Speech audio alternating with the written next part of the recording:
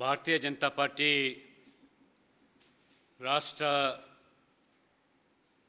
ప్రశిక్షణ విభాగ convener doctor OS Reddy గారు, రాష్ట్ర కార్యదర్శి డాక్టర్ ప్రకాష్ రెడ్డి గారు,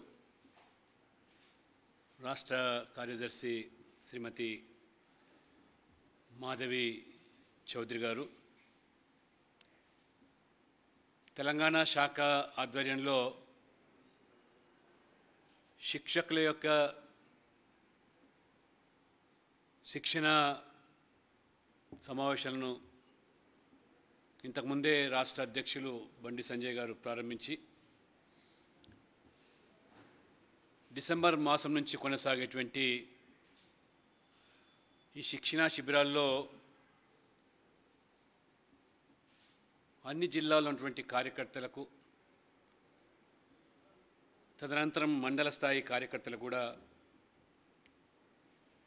ఈ శిక్షణ శిబిరాలు నిర్వహించడము, దేశవ్యాప్తంగా కూడా భారతీయ జనతా పార్టీ విధిగా ప్రతి ఏటా కూడా ఈ శిక్షణ శిబిరాలు నిర్వహించడం ఆనవాయితీది. భారతీయ జనతా పార్టీ సిద్ధాంతానికి లోబడి రాజకీయ క్షేత్రంలో పనిచేస్తున్నారో వారందరికీ కూడా ఎప్పటికప్పుడు కూడా ఏ సిద్ధాంతం కోసం అయితే పనిచేస్తున్నామో ఆ సిద్ధాంతం ద్వారా అధికారంలో ఉన్నా అధికారంలో లేకపోయినా సమాజంలో మార్పుల కోసం పండిత్ దీన్ దయాళ్ ఉపాధ్యాయ మన సిద్ధాంతకర్త ప్రవచించినటువంటి అంత్యోదయ సిద్ధాంతం అధికారంలో ఉన్నట్లయితే ప్రభుత్వం ద్వారా సమాజంలో పేదవారికి, పేదరికంలో ఉండేటువంటి అత్యంత పేద వర్గాలకు ఈ యొక్క ప్రగతి ఫలాలు అందచేయాలని, అధికారంలో లేకుండా ప్రతిపక్షంలో పార్టీ కార్యకర్తలుగా పనిచేస్తున్న సందర్భంలో కూడా వివిధ సేవా కార్యక్రమాల ద్వారా సమాజానికి, సమాజం నుండి అట్టడుగు వర్గాలకు చేరువ కావాలనేదే లక్ష్యంతో మనము ఈ సిద్ధాంతాన్ని నమ్మి మనం పనిచేస్తూ ఉన్నాం.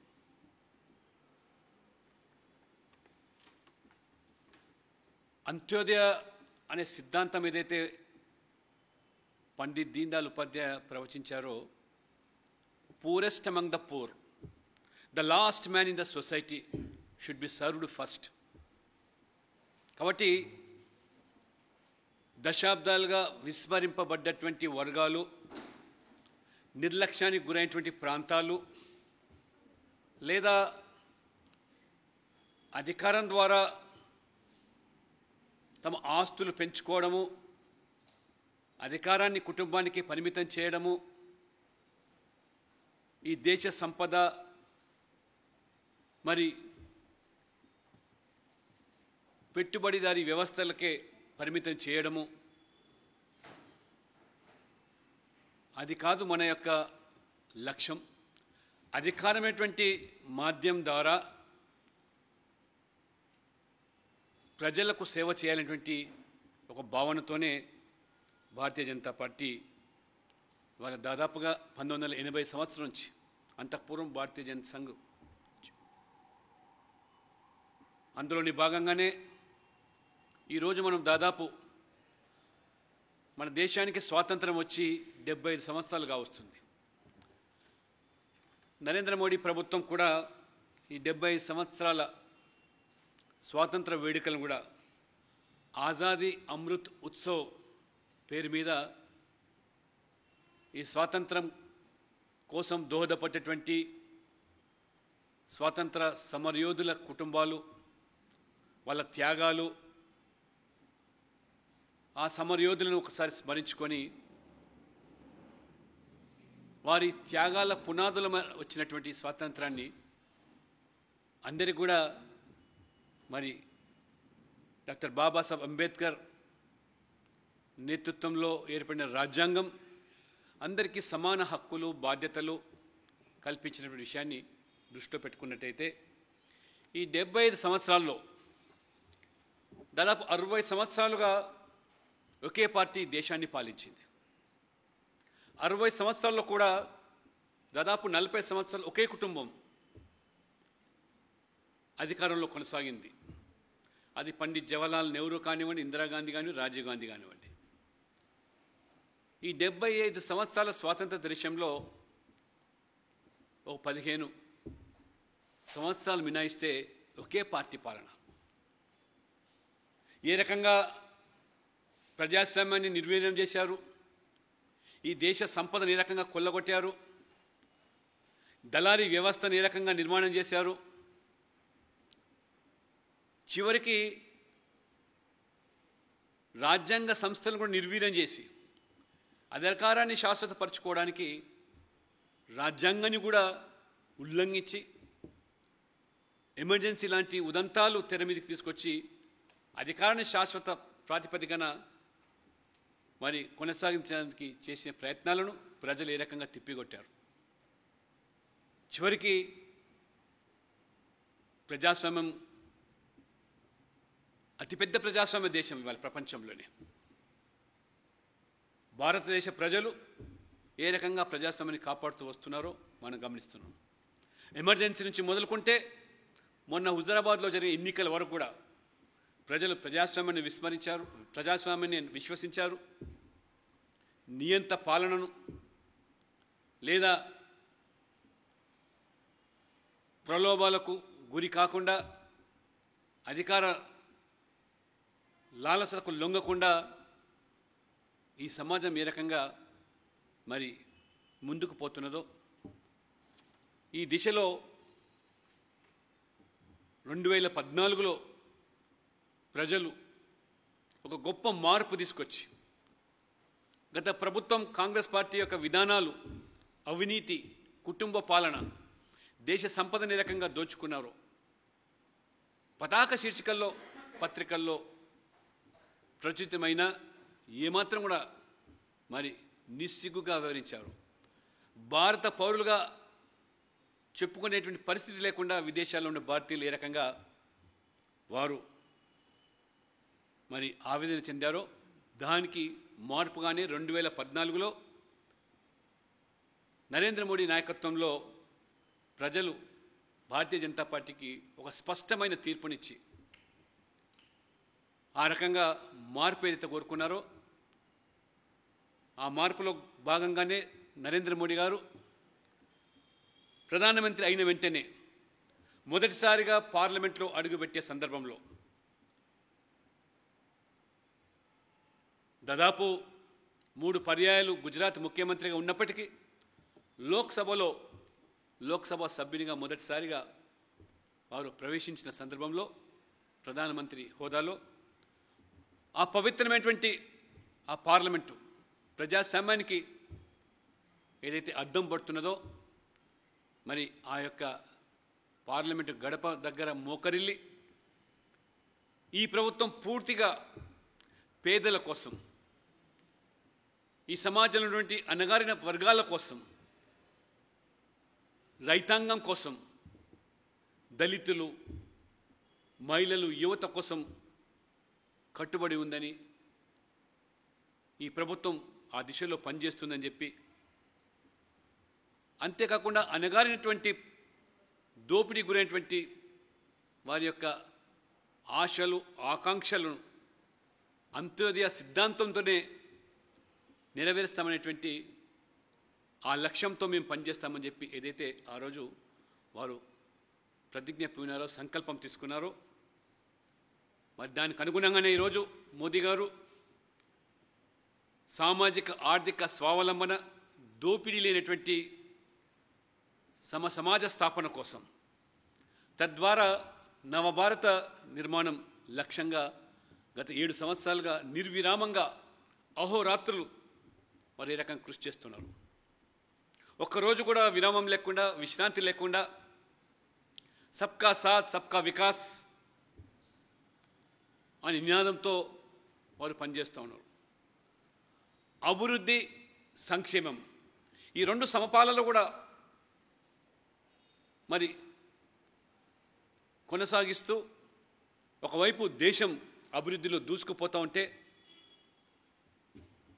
విశ్వవ్యాప్తంగా ఉన్నటువంటి భారతీయులు ఇవాళ గర్వంగా తలెత్తుకొని ఈరోజు బుల్లెట్ ట్రైన్ నుంచి మొదలుకుంటే నేషనల్ హైవేస్, ఎక్స్ప్రెస్ వేసు, గ్రామీణ ప్రాంతాల్లో మౌలిక సదుపాయాలు, పరిశుద్ధమైనటువంటి తాగునీరు, రోడ్లు, ఈ వసతులు కల్పిస్తూనే సంక్షేమం పేరు మీద కూడా దాదాపు 52 మంత్రిత్వ శాఖలు, 380 పై పథకాలు పేద ప్రజల కోసం, రైతుల కోసం, అణగారినటువంటి వర్గాల కోసం ఏదైతే ఈ పథకాలు ఇవాళ వారు ప్రవేశపెట్టి కొనసాగిస్తున్నారో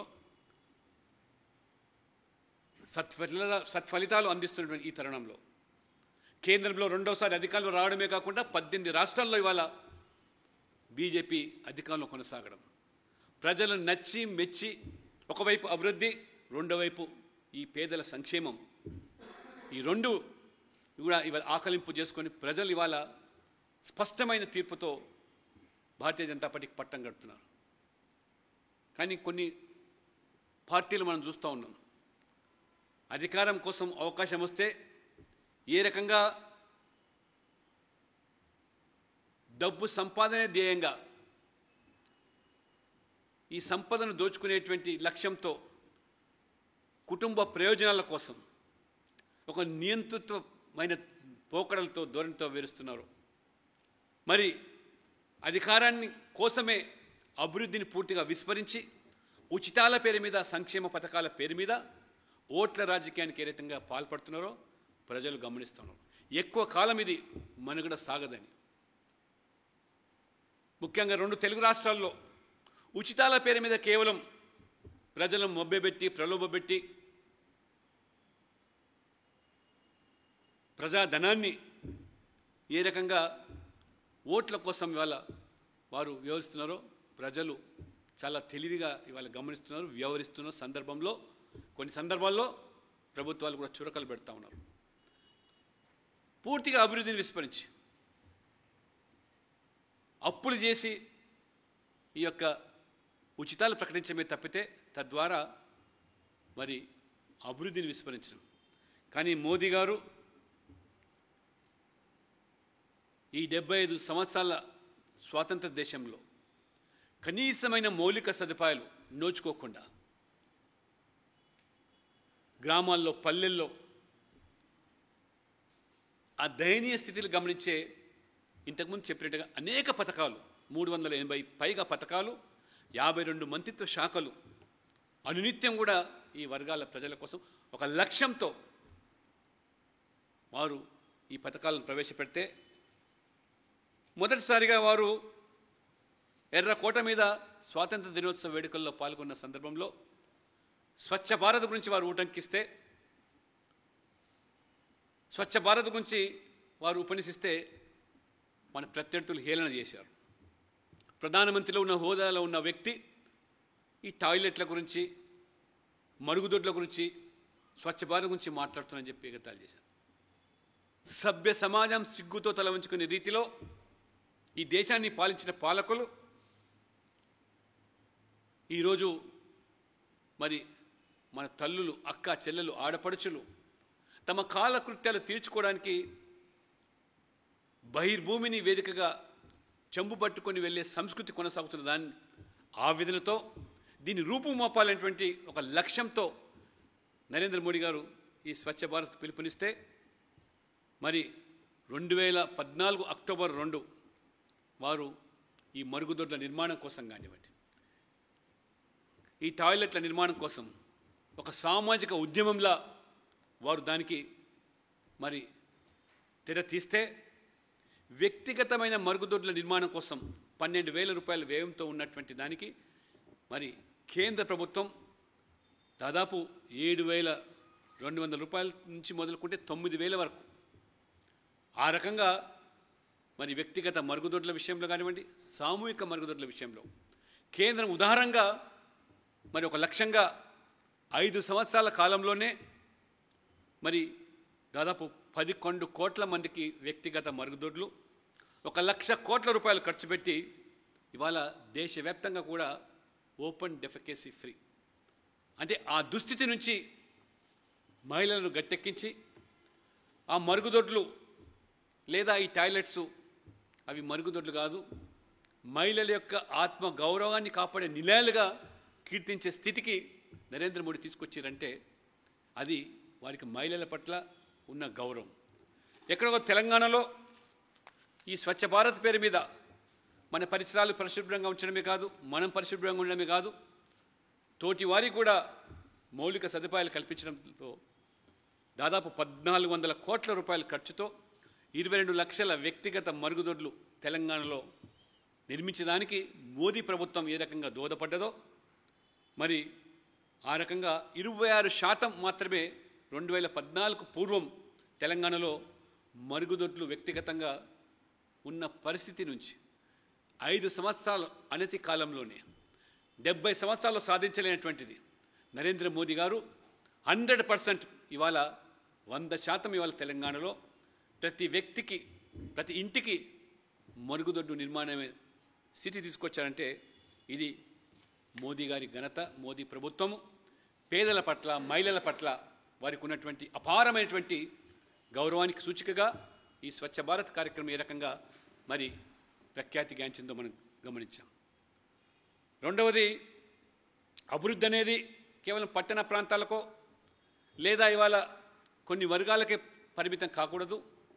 ఈ 70 సంవత్సరాల్లో వారు అధికారం చేపట్టే ముందు దేశవ్యాప్తంగా కూడా మరి దాదాపు 18,452 గ్రామాల్లో కనీసమైన కరెంటుకు నోచుకోకుండా ఆ గ్రామాల్లో పల్లెల్లో గుడ్డి దీపాలతో గడిపే దుస్థితి నుంచి గట్టెక్కేదానికి లక్ష్యంగా తీసుకొని 1000 రోజుల్లోనే నేను ప్రధానమంత్రిగా ఈ ప్రభుత్వం ఈ 18,452 గ్రామాల్లో వారికి విద్యుత్తు కల్పిస్తామని చెప్పి, కరెంటు వారికి కల్పిస్తామని చెప్పి వారు శపథం పూని 1000 రోజులకు కంటే 12 రోజుల ముందే ఈ 18,000 పై చిలుకు గ్రామాల్లో కరెంటు ఇచ్చినటువంటి ఘనుడు నరేంద్ర మోడీ.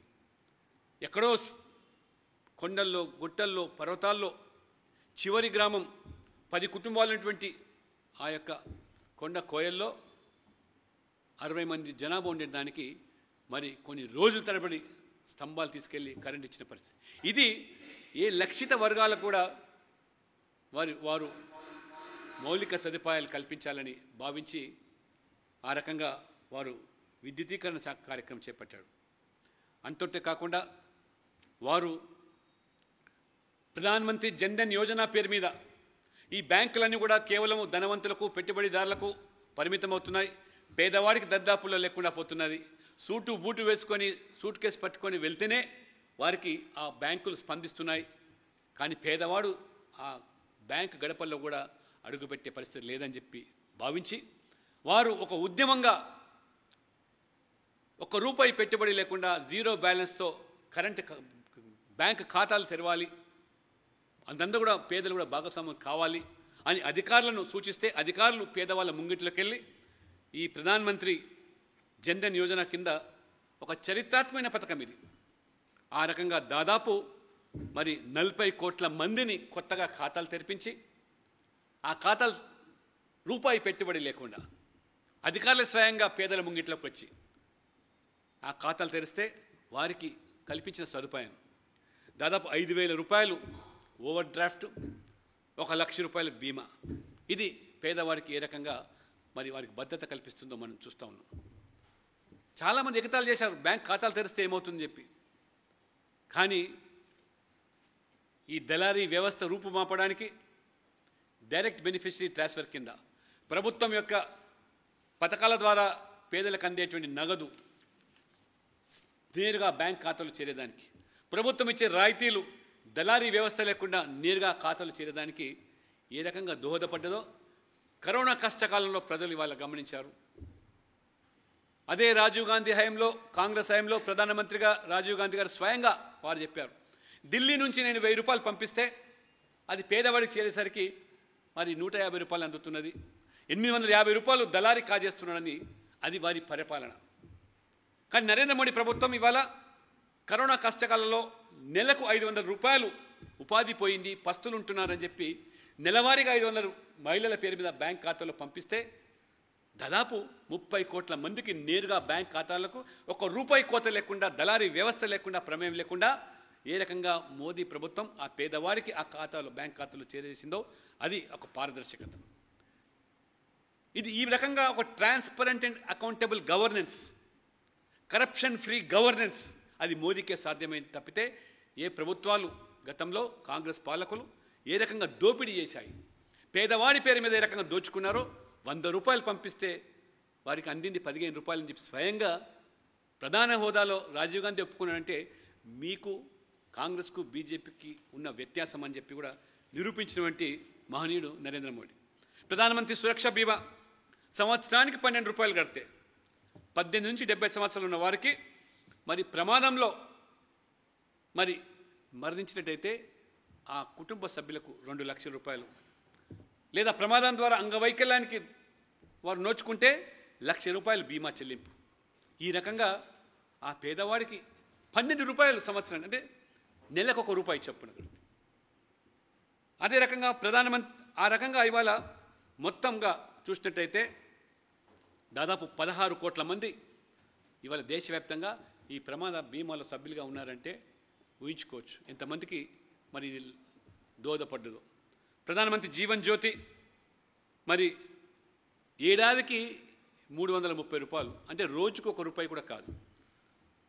ఆ రకంగా కట్టినట్టయితే మరి 18 నుంచి 50 సంవత్సరాలు సహజంగా మరణిస్తే కూడా ఆ కుటుంబానికి మరి ఏ రకంగా మరి 2 లక్షల బీమా వారికి వర్తిస్తున్నది, ఆ కుటుంబానికి ఏ రకంగా దోహదపడుతుందో. దాదాపు 6 కోట్ల మంది ఈ బీమా పథకంలో సభ్యులుగా చేరున్నారు. ఈ ప్రధానమంత్రి జీవన్ జ్యోతి సురక్షా బీమా 2 కలిపి కట్టినట్టయితే 330 ప్లస్ 12 రూపాయలు కడితే ప్రమాదవశాత్తు మరణిస్తే మరి వారికి ఆ కుటుంబానికి దాదాపు 4 లక్షల రూపాయలు వచ్చే మరి వెసులుబాటు ఈ ప్రభుత్వం కల్పించి, ఇదంతా కూడా పేదవాళ్ళని ఆదుకోవడానికి, పేదవాళ్ళను భాగస్వాములు చేయడానికి వినూత్నమైనటువంటి పథకాలు ఇవాళ నరేంద్ర మోడీ ప్రభుత్వం చేపట్టిన పథకాలు. ఈ ముద్రా యోజన, ప్రధానమంత్రి ముద్రా యోజన చిన్న చిన్న వ్యాపారులకు ఎవరు కూడా వారికి జామీనిచ్చే పరిస్థితి లేదు. కాబట్టి వ్యాపారులకు ఆస్తులు లేవు, చిన్న వ్యాపారులకు, వీధి వ్యాపారులు లేదా కూరగాయలు అమ్ముకునే వాళ్ళు, పాలు అమ్ముకునే వాళ్ళు, టీ కొట్టి పెట్టుకునే వాళ్ళు, చిన్న చిన్న వ్యాపారాలు చేసుకునే వాళ్ళకు 50,000 నుంచి 10 లక్షల రూపాయల వరకు వారికి మరి ప్రభుత్వం ద్వారా, బ్యాంకుల ద్వారా వారికి రుణం ఇచ్చే పరిస్థితి. మరి దాదాపు 2015 నుంచి 25 సంవత్సరాల్లోనే దాదాపు 23 కోట్ల రూపాయల రుణాలు మరి ఈ వర్గాల పేదలు పొందినారంటే అందులో 70% మంది మహిళలే, చిన్న చిన్న వ్యాపారాలు చేసుకునే వాళ్ళకు. ఇది మరి మోదీ ప్రభుత్వం ఏ వర్గాల కోసం ఇలా పనిచేస్తుందో ఒకసారి ఆలోచించాలి. చిన్న వ్యాపారాలు చేసుకుని, వీధి వ్యాపారాలు చేసుకునేటువంటి మహిళలే 70% మంది ఇందులో లబ్ధి పొందారంటే 23 కోట్ల మందిలో మీరు ఊహించండి. ఇంకా 50,000 నుంచి మొదలుకుంటే 10 లక్షల వరకు వచ్చేటువంటి సదుపాయం ప్రధానమంత్రి ముద్రా యోజన కింద. అటల్ పెన్షన్ అసంఘటిత కార్మికుల కోసం 60 ఏళ్ళు దాటితే పనిచేసే పరిస్థితి లేదు, సత్తువ కోల్పోతున్నారు. మరి వారికి కూడా మరి ఈరోజు పెన్షన్ పథకాన్ని ప్రవేశపెట్టి దాదాపు 2.5 కోట్ల మంది వాళ్ళ మరి ఈరోజు అందులో నమోదైనటువంటి పరిస్థితి. ఏ రకంగా వారు ఈరోజు లబ్ధి పొందుతున్నారు. ప్రధానమంత్రి ఆయుష్మాన్ భారత్ ప్రపంచంలోనే అతిపెద్ద ఉచిత ఆరోగ్య పథకం ఇది. ప్రపంచంలో మరి ప్రతి సంవత్సరం 5 లక్షల ఉచితంగా ఆరోగ్యం బీమా కింద ఆ కుటుంబ సభ్యులందరూ కూడా దోహదపడే పరిస్థితి. మరి ఇటువంటి ఒక దూరదృష్టితో నరేంద్ర మోదీ ప్రభుత్వం ఈ పథకాన్ని ప్రవేశపెడితే మరి వారు 50 కోట్ల మందికి 10 కోట్ల కుటుంబాలకు వర్తించే రీతిలో ఈ పథకాన్ని ప్రవేశపెడితే ఈ పాటికే దాదాపు 2 కోట్ల మంది ఈ పాటికే లబ్ధి పొందినారు. 2 కోట్ల మంది లబ్ధి పొందడం అంటే మామూలు కాదు. కానీ దురదృష్టవశాత్తు మన తెలంగాణ ప్రభుత్వం మీనమేషాలు లెక్కబడుతుంది. ఆరోగ్యశ్రీ అన్నారు, మాకు అవసరం లేదన్నారు. తీరా మొన్న ఒక 3 మాసాల కింద ముఖ్యమంత్రి మేము సైతం కూడా ఆయుష్మాన్ భారత్ అమలు చేస్తామని దాని బోడిగుండుకు మోకాలకు లింకు పెట్టి ఇప్పటికి కూడా అది ఏ ప్రైవేట్ ఆసుపత్రి కూడా అమలు కాని దుస్థితి. ఆరోగ్యశ్రీ లేదు, ఆయుష్మాన్ భారత్. కరోనా కష్టకాలంలో ఏ రకంగా పేద కుటుంబాలు, మధ్యతరగతి కుటుంబాలు ఏ రకంగా బాధపడ్డాయో మనం చూసాం. ప్రైవేట్ ఆసుపత్రులు ఏ రకంగా దోపిడీ పాల్పడ్డాయో, కొన్ని కుటుంబాలు లక్షల రూపాయలు ఖర్చు పెట్టిన కరోనా గట్టెక్కించడానికి కొంతమంది ఆదుకోలేకపోయారు. ఎక్కడో నేను చూశాను, ఒకటే కుటుంబంలో 3 సభ్యులు దాదాపు 30-40 లక్షల రూపాయలు ఖర్చు పెట్టినా వారి ప్రాణాలు దక్కలేదు. కానీ ఈ యొక్క ఆయుష్మాన్ భారత్ కనుక కరోనా కష్టకాలంలో అమలై ఉన్నట్టయితే అనేక కుటుంబాలకు ఆర్థికంగా ఏ రకంగా దోహదపడేదో. కానీ చాలా కుటుంబాలు ఈరోజు తెలంగాణలో విచ్ఛిన్నమైపోయినాయి, ఆర్థికంగా చితికిపోయినాయి. కరోనా మరి మహమ్మారి గురైనటువంటి కుటుంబాలు. అటువంటి బ్రహ్మాండమైనటువంటి పథకం దేశవ్యాప్తంగా అమలు చేస్తే కొన్ని కోట్ల మంది లాభం పొందితే అది దురదృష్టవశాత్తు మన రాష్ట్రంలో టీఆర్ఎస్ ప్రభుత్వం అధికారంలో ఉండడం. ప్రధానమంత్రి జన్ ఔషధ పేరు మీద ఏ రకంగా తక్కువ ధరలతో మందుల పంపిణీ, జెనరిక్ మెడిసిన్స్. కాబట్టి దాదాపు 70-90% తక్కువ ధరలతో ఒక కుటుంబంలో మరి వృద్ధులు ఉన్నట్టయితే వారికి షుగరు, బీపీ దాదాపు 5-6 వేల రూపాయలు ఆ యొక్క మందులకే ఖర్చు అయ్యే పరిస్థితి. అటువంటి దాని వల్ల ఈరోజు జెనరిక్ మెడిసిన్స్ పేరు మీద, ఈ ఔషధాల పేరు మీద దేశవ్యాప్తంగా దాదాపు 8,000 కేంద్రాల్లో ఈ మందులు లభ్యమవుతున్నాయి. అంతేకాదు మోకాలు చిప్ప, మరి సర్జరీ కానివ్వండి, గుండె ఆపరేషన్లు కానివ్వండి, కిడ్నీ, వీటి కూడా సరసమైనటువంటి తక్కువ ధరలతో చికిత్సకు దోహదపడే రీతిలో నరేంద్ర మోడీ ప్రభుత్వం పూనుకున్నదంటే మరి ఏ రకంగా పేదవాడికి వైద్యం ఏ రకంగా భారం అవుతుందో, వైద్య ఖర్చులు ఏ రకంగా మరి భారంగా మారుతున్న కుటుంబానికి గమనించి ఇటువంటి చక్కటి కార్యక్రమాన్ని నరేంద్ర మోడీ గారు తీసుకొచ్చారు. సుకన్య సమృద్ధి యోజన, బాల్య వివాహాలను అరికట్టడానికి ఆ లక్ష్యంతో ఈ పథకాన్ని ప్రవేశపెడితే ఆడపిల్ల పుట్టినప్పుడు మరి 10 ఏళ్లలోపు 1000 రూపాయలు మరి సమీప బ్యాంకుల్లో కానీ పోస్ట్ ఆఫీస్లో వారు కట్టినట్టయితే మరి దాదాపు 1,50,000 వరకు వారు పొదుపు చేసుకునే. దీని మీద 9% వడ్డీ వారికి వర్తించేదారు. ఈ రకంగా మరి 21 సంవత్సరాల వరకు, అంటే యుక్త వయసు వచ్చేసరికి ఆ అమ్మాయికి ఏ రకంగా ఈ ప్రభుత్వం మరి బ్యాంకుల ద్వారా, పోస్ట్ ఆఫీస్ ద్వారా వారికి సదుపాయం కల్పిస్తుందో, భారం లేకుండా ఆర్థిక భారం ఆ కుటుంబం మీద. మరి 1000 బదులుగా గత సంవత్సరం నుంచి 250 రూపాయలు కూడా ఇది పేదవాడిని దృష్టిలో పెట్టుకొని నరేంద్ర మోడీ ప్రభుత్వం అనేక మంది ఇందులో భాగస్వాములు అవుతున్నారు. ఆ యొక్క ఆర్థిక భారం నుంచి కూడా తప్పించుకునే ప్రయత్నాలు జరుగుతున్నాయి. ప్రధానమంత్రి ఆవాస్ యోజన, నరేంద్ర మోడీ పేదవాడికి సొంతింటి కళ సాకారం చేయాలని హర్ గరీబ్ కే సర్ పర్ ఎక్ ఛత్ర అయినా జరూరీ అని చెప్పి 2022 సంవత్సరానికి వల్ల 5 కోట్ల మందికి ఈ దేశంలో ఉన్న ప్రతి పేదవాడికి ఇల్లు కట్టించాలనేటువంటి ఒక ఆశయంతో, ఆలోచనతో ఈ యొక్క ప్రధానమంత్రి మరి ఆవాస్ యోజన కింద మిషన్ హౌసింగ్ ఫర్ ఆల్ అనేటువంటి ఈ యొక్క కార్యక్రమాన్ని ప్రారంభిస్తే దేశవ్యాప్తంగా 2 కోట్ల మందికి వాళ్ళ ప్రధానమంత్రి ఆవాస్ యోజన కింద ఇల్లు కడితే దురదృష్టవశాత్తు మన తెలుగు రాష్ట్రాల్లో, ప్రత్యేకంగా తెలంగాణలో ప్రధానమంత్రి ఆవాస్ యోజన కింద ఒక్క ఇల్లు కట్టిన పాపన పోలేదు. కేంద్రం నుంచి నిధులు వస్తూ ఉన్నాయి ప్రధానమంత్రి ఆవాస్ యోజన పేరు మీద. ఈయన 2 పడకల గదుల పేరు మీద దాన్ని నిధులు దారి మళ్లించి 2 పడకల గదులు లేవు, ప్రధానమంత్రి ఆవాస్ యోజన లేదు.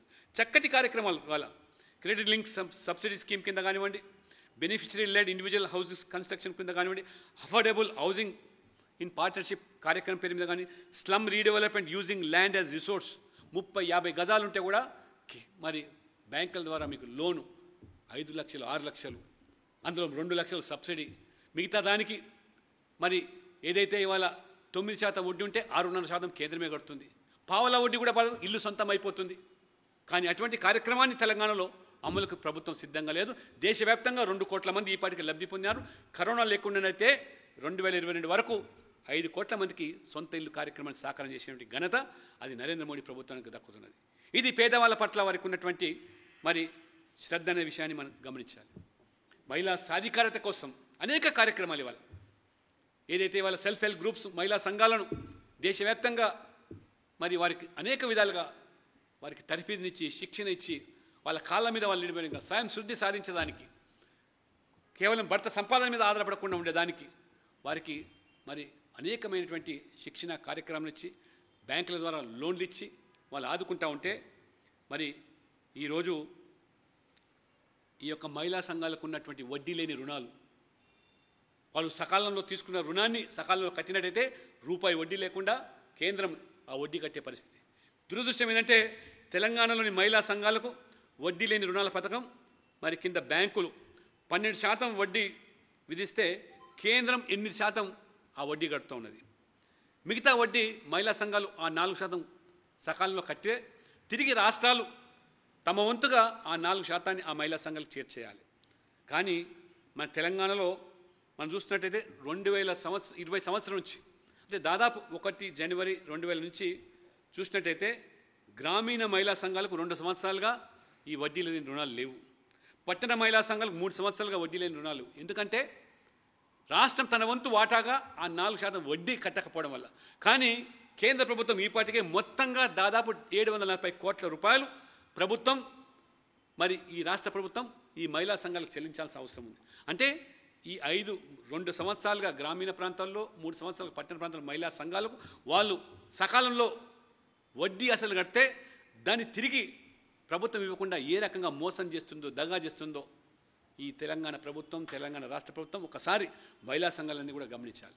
కేంద్రం మాత్రం తన వంతు వాటాగా బ్యాంకులకు ఈ పాటికి అప్ టు డేట్గా 8% చెల్లిస్తూ ఉన్నారు. ఇది ధనిక రాష్ట్రంగా చెప్పుకుని తెలంగాణలో మరి మీరు చెప్తా ఉన్నారు పథకాలు ప్రవేశపెడుతున్నారు, నిధులు లేకున్నా బ్రహ్మ ఓట్ల కోసం దళిత బంధు అన్నారు, సంతోషమే. కానీ అసలుకి ఇవాళ అనేకమైన పథకాలు ఇవాళ కేంద్రం తన వాటా చెల్లించినప్పటికీ మీ వాటా చెల్లించకపోవడం వల్ల కొన్ని లక్షల మంది ఇవాళ మహిళలు ఏ రకంగా వారు బాధపడుతున్నారో మనం చూస్తూ ఉన్నాం. కాబట్టి వాస్తవంగా చూసినట్టయితే సొమ్ము కేంద్రానిది, సోకు మాత్రం కేసీఆర్ది, తెలంగాణ ప్రభుత్వానిది. కాబట్టి పథకాలు పేరు మీద కేంద్రం నిధులు పంపిస్తూ ఉంటే పథకాల పేర్లు మార్చి ఏ రకంగా ఇవాళ ప్రజలను మభ్యపెడుతుందో మనం చూస్తూ ఉన్నాం. అంతేకాదు ఇవాళ మహాత్మా గాంధీ గ్రామీణ ఉపాధి హామీ పథకం ఒకసారి కనుక మనం చూసినట్టయితే మరి ఇప్పటికీ వేతనాలు పెంచారు, పండినాలు పెంచారు. గ్రామాల్లో జరిగే ప్రతి పనికి ఉపాధి హామీ పేరు మీద ఏవైతే వాళ్ళ యువకులు గ్రామాల్లో పనిచేస్తున్నారో వారికి అందరూ కూడా వాళ్ళ కేంద్ర ప్రభుత్వమే వాళ్ళకు ఉన్నటువంటి 162 రూపాయల నుంచి 202 రూపాయలు పెంచడమే కాకుండా వాళ్ళ పని దినాలు పెంచారు. ప్రతి పని వాళ్ళ గ్రామంలో జరిగేది ఏ చిన్న పని కానివ్వండి అది కేవలం గ్రామీణ ఉపాధి హామీ కింద జరుగుతున్న పనులే తప్పితే ఇతరత్ర కాదనే విషయాన్ని కూడా మనం గమనించాలి. కాబట్టి ఈ రకంగా మరి పథకాలు కేంద్రం చూస్తూ ఉంటే ఇవాళ ఉజ్వల గ్యాస్ నరేంద్ర మోడీ గారు స్వయంగా చెప్పారు, నా తల్లి పడ్డ కష్టాలు వంటింట్లో నేను కళ్ళారా చూశాను. నా తల్లి వంటింట్లో ఏ రకంగా ఆ ఊదరగొట్టం ద్వారా ఊది బక్కచిక్కి తన కళ్ళలో నుంచి కారిన నీళ్లు చూసి ఆవేదన చెంది ఈ దేశంలో ఏ తల్లి చెల్లి కళ్ళలో నీళ్లు రాకూడదు కాబట్టే ఆ యొక్క సాంప్రదాయ ఆ యొక్క వంట పద్ధతికి స్వస్తి పలికి మరి ఉజ్వల పేరు మీద మరి గ్యాసు పంపిణీ కార్యక్రమానికి వారు చేపడితే ఉచితంగా ఈ పొగచూరిన వంటింటి సంప్రదాయం నుంచి విముక్తి కల్పిస్తే దాదాపు 10 కోట్ల మందికి వాళ్ళ ఉజ్వల పేరు మీద దేశవ్యాప్తంగా మహిళలను మరి ఒంటినిచ్చి గట్టెక్కించినటువంటి మహానుభావుడు పెద్దన్నగా ఇవాళ నరేంద్ర మోడీ కీర్తింపబడుతుందంటే ఒకసారి ఆలోచన చేయండి. ఈ ప్రభుత్వం ఎవరి కోసం పనిచేస్తున్నది. గతంలో గ్యాస్ కోసం ఎంపీల ద్వారా కూపన్ కోసం ఏ రకంగా బారులు నిలబడేవాళ్ళు. ఈ గ్యాస్ అంటే ఏదో పట్టణాల్లో బహుళాంతస్తుల భవనాల్లో ధనవంతులకే పరిమిత గ్యాస్ ఇవాళ ఎక్కడో అటవీ ప్రాంతంలో ఆదివాసీలకు కూడా అందుబాటులో తీసుకొచ్చినటువంటి గ్యాసు అది నరేంద్ర మోడీ ప్రభుత్వం. అంతేకాకుండా ప్రధానమంత్రి కౌశల్ వికాస్ యోజన పేరు మీద యువత ఎవరైతే యువత ఇవాళ భారతదేశం ఇవాళ మరి మనకున్న సంపద యువత.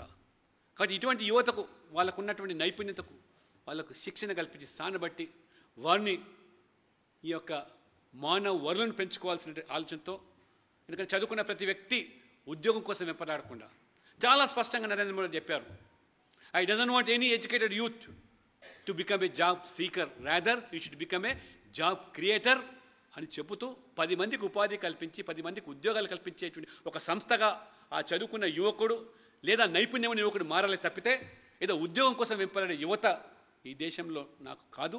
కాబట్టి ఆ రకంగా అనేకమైనటువంటి ఈ ప్రధానమంత్రి ఈ కౌశల్ వికాస్ యోజన మీద స్కిల్ డెవలప్మెంట్ ప్రత్యేక మినిస్ట్రీ ఏర్పాటు చేసి ఏ రకంగా యువతను ఆదుకుంటున్నాడో కొన్ని లక్షల మందికి ఇవాళ వారికి ఉపాధి శిక్షణ కల్పించి ఉపాధి కల్పించి కొన్ని వేల మంది లక్షల మందికి ఉపాధి కల్పించే సంస్థలుగా మారడం మనం చూస్తున్నాం ఇవాళ.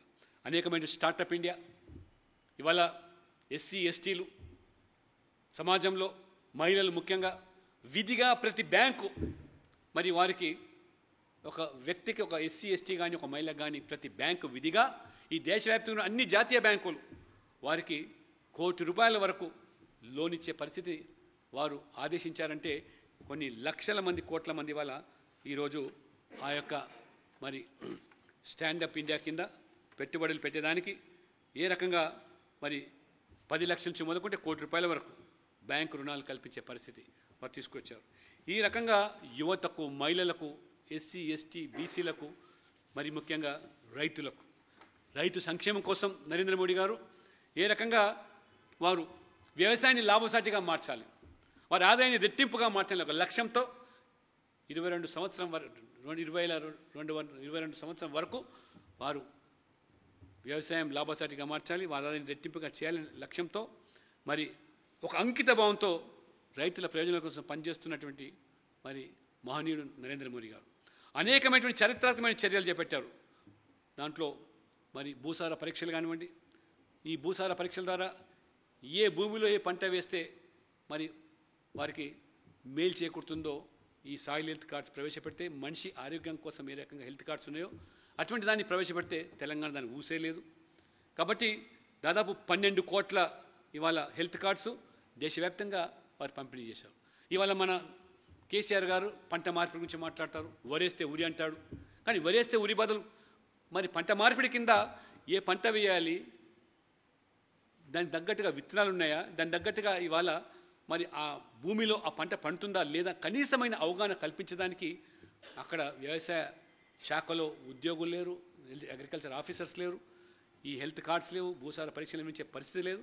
కాబట్టి కేవలం మాటలతో సరిపెట్టే ప్రభుత్వం అదే రకంగా సేంద్రియ వ్యవసాయాన్ని ప్రోత్సహించడం కాకుండా వ్యవసాయ వ్యాపార మార్కెట్లో ఈనాం పద్ధతిని ఒక ట్రాన్స్పరెన్సీ తీసుకొచ్చి మరి దాదాపు మరి ఈరోజు 1000 పైగా ఏపీఎంసీ మార్కెట్లు, ఎఫ్పిఓ సేకరణ పాయింట్లు ఈరోజు నరేంద్ర మోడీ ప్రభుత్వం తీసుకొచ్చిందంటే, అంతేకాకుండా రైతుకు పెట్టుబడి భారంగా మారుతుంది.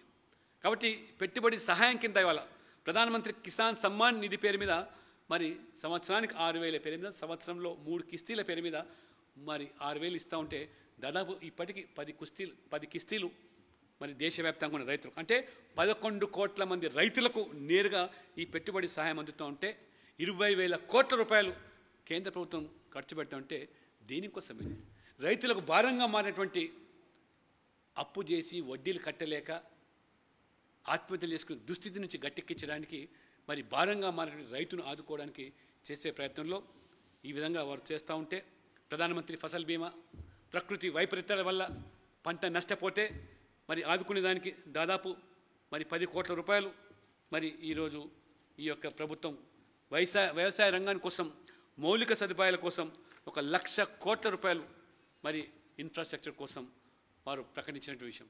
ఈ రకంగా చూస్తే ఏ యొక్క పథకమైనా కానీ, అంతేకాదు మొన్న దాదాపు 2 సంవత్సరాలు కరోనా కష్టకాలంలో ఎన్ని బాధలు పడ్డారు ప్రజలు, కూలీ పోయింది, ఉపాధి పోయింది, పస్తులున్నారు.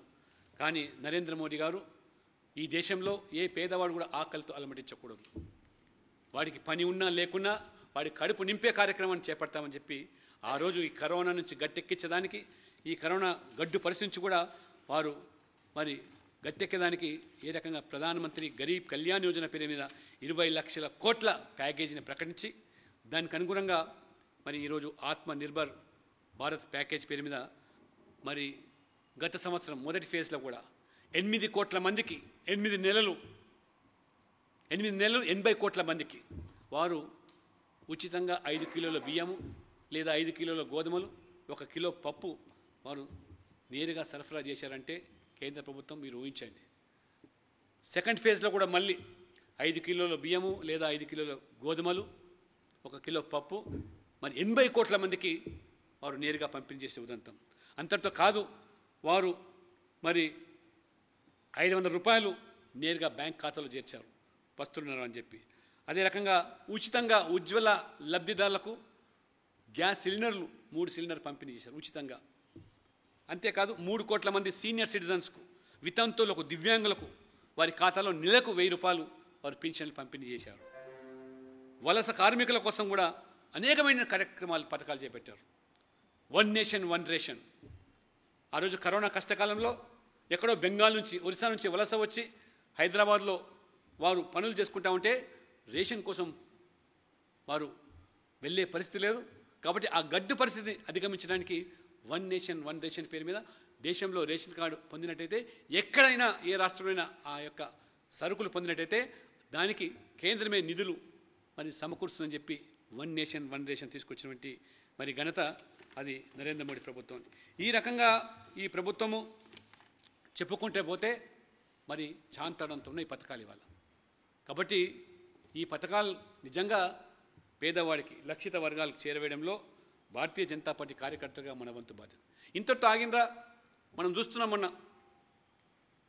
అనేకమైనటువంటి చరిత్రాత్మక నిర్ణయాలు సమాజం నుండి పేద వర్గాలు వెనుకబడ్డ వర్గాల కోసం నేషనల్ బ్యాక్వర్డ్ క్లాస్ కమిషన్కు రాజ్యాంగ హోదా కల్పించి సక్రమంగా రిజర్వేషన్ అమలు జరిగేదానికి, అంతటితో కాకుండా మరి మొన్న నీట్ మరి ఏదైతే మెడికల్ సీట్స్లో గ్రాడ్యుయేట్స్ లేదా పోస్ట్ గ్రాడ్యుయేట్స్ కోసం 27% రిజర్వేషన్లు ఓబీసీల కోసం, అదే రకంగా సామాజికంగా ఆర్థికంగా వెనుకబడ్డటువంటి ఓబీసీలకు మాత్రమే కాకుండా ఆర్థికంగా ఉన్నటువంటి మరి పేదవాళ్ళు ఎవరైతే ఉన్నారో ఆర్థికంగా వెనుకబడ్డ వర్గాలు సమాజంలో అగ్రవర్ణాల్లో ఉన్న పేదల కోసం కూడా మొదటిసారిగా చరిత్రాత్మకమైన నిర్ణయం 10% రిజర్వేషన్లు విద్యారంగ సంస్థల్లో ఉద్యోగాల్లో.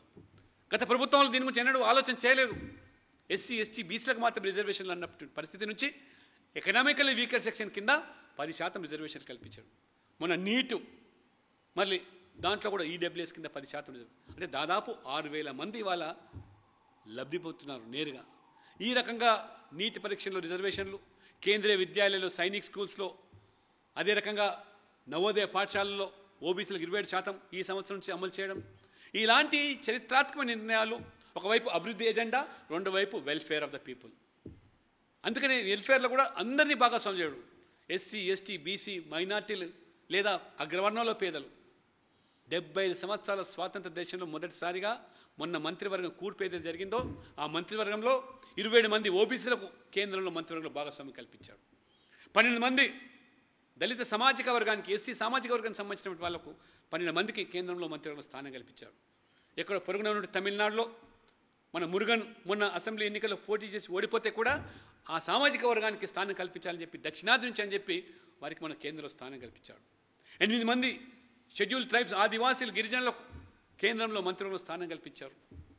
మహిళలకు సమాజంలో సగభాగం ఉన్నటువంటి మహిళలకు 11 మందికి మహిళలకు మొదటిసారిగా కేంద్రం మంత్రివర్గంలో స్థానం. 5 మంది మైనార్టీలు అంటే కాంగ్రెస్ దీక్షల నిర్వచనం ఒక ముస్లింలు మాత్రమే. కానీ నరేంద్ర మోడీ గారు మైనార్టీలతో ముస్లింలతో పాటు బౌద్ధులు, జైన్లు, సిక్కులు వాళ్ళకు కూడా స్థానం కల్పించినటువంటి ఈ రకంగా సామాజిక న్యాయం అంటే అక్షరాల అన్ని వర్గాలకు సమతుల్యంతో తీసుకెళ్లేటువంటి సామాజిక న్యాయం, అన్ని ప్రాంతాలను అన్ని వర్గాలను ఏదైతే మరి ఈ రకంగా దేశవ్యాప్తంగా కూడా ఏ జిల్లాలైతే ప్రాంతాలైతే వెనుకబడినో యాస్పిరేషనల్ డిస్ట్రిక్ట్స్ పేరు మీద వాటికి కూడా ఇవాళ ప్రత్యేక నిధులు కల్పించి ఆ ప్రాంతాల్లో కూడా అభివృద్ధికి నోచుకోవడం. ఈ రకంగా మరి ఈరోజు ఈ సమాజం అన్ని వర్గాల కోసం, సంచార జాతుల కోసం, షెడ్యూల్ ట్రైబ్స్ కోసం వినూత్నమైన చరిత్రాత్మకమైన నిర్ణయాలతో ఈ ప్రభుత్వం అనేకమైన పథకాలతో ముందుకు పోతున్న దిశలో బీజేపీ కార్యకర్తలుగా, నాయకులుగా ఏ సిద్ధాంతాన్ని కట్టుబడి పనిచేస్తున్నాము చాలా స్పష్టంగా ఇవాళ నరేంద్ర మోడీ కానీ, అమిత్ షా కానీ, మన జాతీయ అధ్యక్షుడు నడ్డా గారు చాలా స్పష్టంగా ఇవాళ అధికారం అనేది మనం కోరుకుంటున్నది దేనికోసం? అధికారం అనేది అనుభవించడం కోసం కాదు. ఇవాళ సంవత్సరాల తరబడి పనిచేస్తున్నాం. ఇంతకుముందు చెప్పినట్టుగా బండి సంజయ్ గారు కానివ్వండి, కిషన్ రెడ్డి గారు కానీ, మేము కానీ ఈ పార్టీకి సిద్ధాంతాలు కట్టుబడి సిద్ధాంతాలు నమ్ముకొని వచ్చామే తప్పితే ఈ పార్టీలో చేరిన సందర్భంలో 80లో ఇదేదో మన అధికారంలోకి వస్తామని, అధికారం అనుభవిస్తామని చెప్పి కేంద్రంలో మనం ప్రభుత్వం వస్తుందని ఆశించి మనం పనిచేయలేదు. ఈ సమాజంలో మార్పు కోసం పనిచేశాం. ఆ మార్పు ఈ సిద్ధాంతాల సాధ్యమని చెప్పి నమ్మి పనిచేశాం. అదృష్టవశాత్తు ఇన్ని రాష్ట్రాల్లో కేంద్రంలో అధికారంలోకి వచ్చాం.